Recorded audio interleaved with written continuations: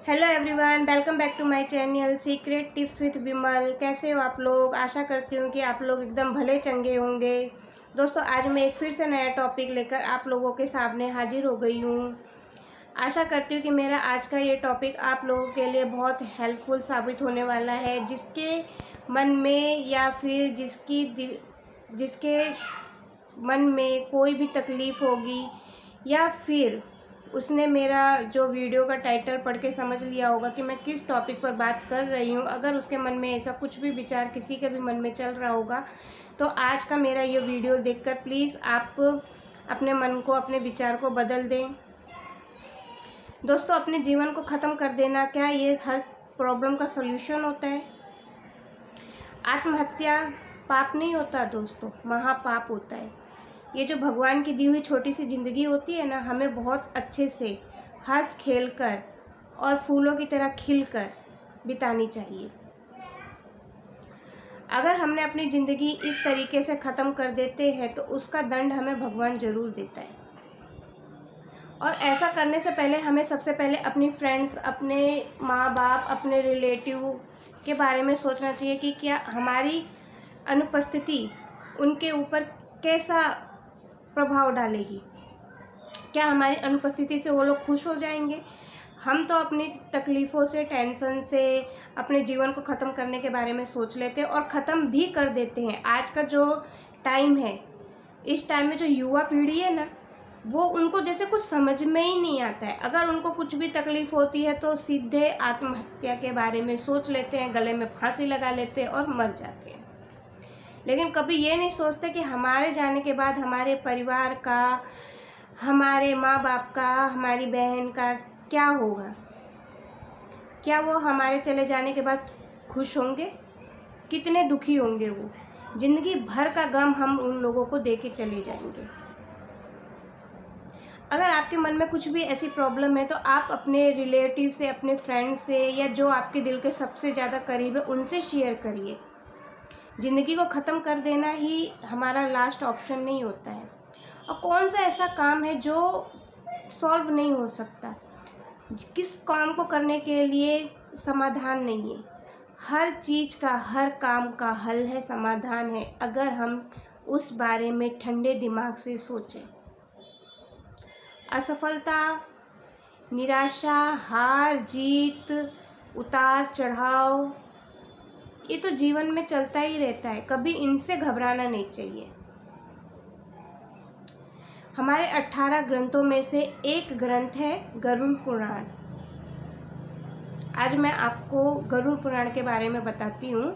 इसमें थोड़ा सा टॉपिक मैंने इसके लिए ही पढ़ा था गरुड़ पुराण से, ताकि लोग आपको छोटी सी शब्दों में इसके अपने जीवन के महत्व के बारे में बता सकूँ कि हमारा जीवन कितना अमूल्य है और इसको हमें इतने अच्छे से और खुशी से बिताना चाहिए। इस तरीके से अपने जीवन को ख़त्म करके उसको बर्बाद नहीं कर देना चाहिए। तो हमारे 18 ग्रंथों में से एक ग्रंथ है गरुड़ पुराण। इसमें भगवान विष्णु ने अपने वाहन गरुड़ को जीवन और मरण का रहस्य बताया है और इंसान को उनके कर्मों का फल किस तरीके से मिलता है इसके बारे में बताया गया है। इंसान अगर अपने कर्मों से भागकर जीवन को ख़त्म कर दे तो कभी भी इस चीज़ से नहीं भाग पाता है। अगर वो इस जन्म में अपने कर्मों से पीछा छुड़ाकर अपने ज़िंदगी को ख़त्म कर दे, अपने जीवन को ख़त्म कर दे, तो उसको अगले जन्म में अपने कर्मों का फल ज़रूर मिलता है। तो क्यों हम अपने ज़िंदगी को ख़त्म करें, अपने जीवन को ख़त्म करें? भगवान विष्णु ने गरुड़ पुराण में ये बताया कि अपने जीवन को सहनशीलता से बिताना चाहिए, ना कि आत्मघात करके। आपको पता है मरने के बाद जो हमारी आत्मा होती है उसको कितनी कठिनाइयों से गुजरना पड़ता है। अगर वो अपने जिंदा रहने पर, अपने जीवित रहने पर अपने प्रॉब्लम्स का सॉल्व नहीं कर सकता तो क्या मरने के बाद वो अपनी प्रॉब्लम को सॉल्व कर लेगा? जिंदगी को अगर अपने ज़िंदगी में उसने अपने जीवन काल में अगर अपनी प्रॉब्लम को नहीं सॉल्व कर पाया तो मरने के बाद वो अपनी प्रॉब्लम्स को और ज़्यादा अंतहीन कर लेगा और ज़्यादा कष्टों में बिताएगा। ज़िंदगी में तो हम अपनी प्रॉब्लम्स को सॉल्व कर सकते हैं, कोई ना कोई रास्ता निकाल सकते हैं, लेकिन मरने के बाद कभी भी हम अपनी प्रॉब्लम को नहीं सॉल्व कर पाएंगे। जो आत्मा होती है ना, वो तड़पती रहती है। हिंदू मान्यता के अनुसार क्या होता है कि जो मरने के बाद आत्मा क्या होती है, भटकती रहती है इधर उधर, कुछ इच्छाएं जो होती हैं उसकी पूरी नहीं हो पाती हैं, जिसके लिए वो भटकती रहती हैं। धर्म कर्म ये सब तो एक प्रकृति की घटना होती है जो हमारे साथ घटती रहती है, पर उनसे हार कर अपने जीवन को ख़त्म कर देना बिल्कुल गलत है। मनुष्य को अपने कर्मों का फल तो हमेशा ही भोगना पड़ता है। अगर वो इससे भागना भी चाहे तो कभी भी कहीं भी नहीं भाग सकता है। भगवान के जो बनाए हुए नियम होते हैं उसे कोई भी इंसान अगर तोड़ने की कोशिश करेगा तो उसे उसका दंड तो मिलेगा ही। आप एक बात सोचिए, भगवान ने हमें अगर 80 साल की उम्र दी है और हमने अपनी ज़िंदगी को 50 साल में ही ख़त्म कर दिया, तो 30 साल तक हमारी आत्मा इधर उधर भटकेगी, हमें मोक्ष प्राप्त नहीं होगा।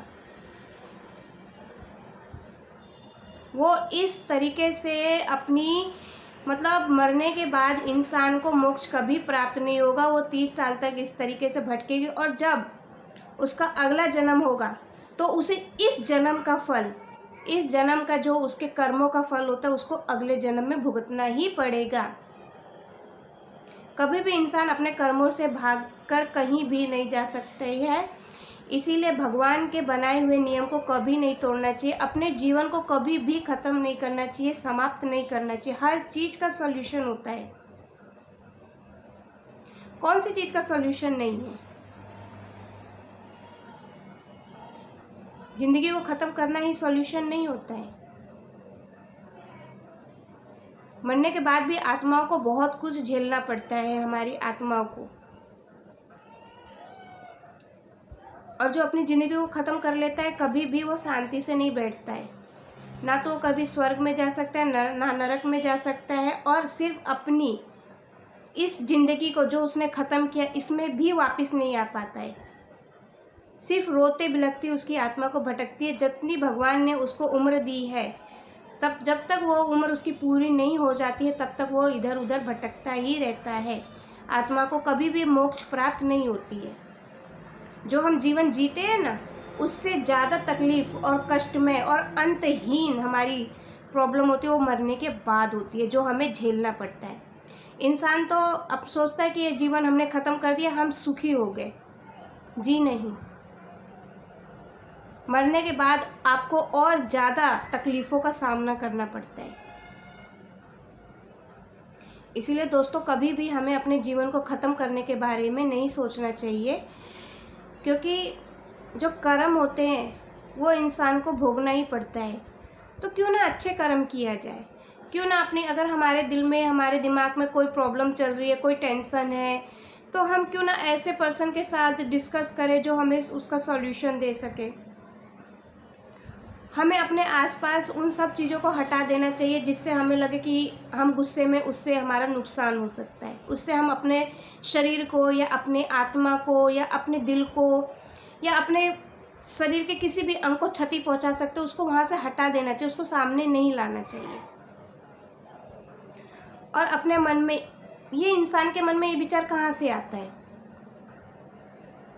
जब वो किसी काम को करने में विफल हो जाता है, असफल हो जाता है, उसका बहुत ज़्यादा लॉस हो जाता है, या किसी चीज़ से उसको बहुत ज़्यादा तकलीफ़ होती है, या दिल से हार गया होता है, या किसी के धोखे से कुछ उसके तकलीफ़ होती है, तो अब ये विचार उसके मन में आता है। तो ये विचार कभी भी अपने मन में नहीं लाना चाहिए कि जीवन को ख़त्म कर देना ही हर चीज़ का सॉल्यूशन है। जी नहीं दोस्तों, जीवन को ख़त्म करने के बाद भी हमें हमारे जीवन के साथ और जीवन के बाद वाली जो ज़िंदगी होती है ना, वो बहुत ज़्यादा तकलीफ़ वाली होती है। हम जीते जीते जो अपनी जो ज़िंदगी है इसमें तो अपने प्रॉब्लम का सॉल्यूशन ढूंढ सकते हैं, लेकिन मरने के बाद कभी भी हमारी प्रॉब्लम का सॉल्यूशन नहीं होता है और वो एकदम अंतहीन हो जाती है। इसलिए कभी भी इस बारे में ना सोचें और अपना जीवन हंसी खुशी के साथ बिताएं। और कभी भी ऐसा मन में विचार आता हो तो थोड़ी देर के लिए उस सबको भूल के हमें अपने उन अच्छे पलों को याद करना चाहिए जो हमें सुख दे, शांति दे, और अपने जो सबसे ज़्यादा निकट है उससे अपनी प्रॉब्लम को शेयर करें। देखना ज़रूर आपका मन हल्का होगा। और जीवन को कभी भी ख़त्म करने के बारे में ना सोचें, क्योंकि ये भगवान का दिया हुआ जो जीवन होता है उसके साथ कभी भी हमें छेड़छाड़ नहीं करनी चाहिए। अगर हम ऐसा करेंगे तो हमें उसका दंड ज़रूर मिलेगा। इसलिए दोस्तों, कभी भी इस बारे में ना सोचें, कभी भी अपने जीवन को कभी ख़त्म ना करें। आत्महत्या के बारे में ज़रा भी ना सोचें, अपने दिमाग में विचार भी ना लाएं, क्योंकि आत्महत्या करना पाप नहीं महापाप होता है। आत्महत्या करके इंसान कभी भी सुखी नहीं रह सकता। और अपने जीवन को ख़त्म करके उस इंसान के बारे में सोचे जिसे हम जिंदगी भर के लिए दुख देके चले जाते हैं। तो ये था आज का मेरा टॉपिक। आशा करती हूँ आप लोगों को अच्छा लगा होगा। अगर अच्छा लगा है तो प्लीज़ लाइक, शेयर और सब्सक्राइब करना बिल्कुल ना भूलें, और बेल आइकन को प्रेस करना ना भूलें। इसी तरीके से मैं आपके लिए आगे और भी टॉपिक लेके आऊँगी। अगर आप लोगों को ऐसा लगता है कि मेरे इन शब्दों में कुछ मैंने गलत बोला हो तो प्लीज़ मुझे कमेंट बॉक्स में कमेंट करके ज़रूर बताना। बाकी आपकी अगर कोई भी प्रॉब्लम हो तो मुझे कमेंट में बताना, मैं उसका सॉल्यूशन ज़रूर आप लोगों के लिए लेके आऊँगी। तब तक के लिए बाय बाय, टेक केयर।